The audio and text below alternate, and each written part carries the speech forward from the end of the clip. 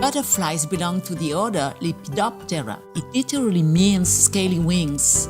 They are the only insects that have two pairs of wings covered in scales. To feed on the nectar of flowers, Lepidopterans use a proboscis, a long hollow organ that can be coiled away when not needed.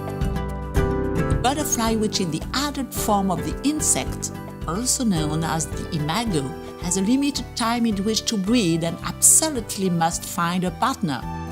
Their bright colors and the emission of odorous and volatile chemical substances called pheromones enable butterflies to locate individuals of the same species and opposite sex for mating. Females then lay their eggs on a specific plant which the future larvae will feed on almost exclusively.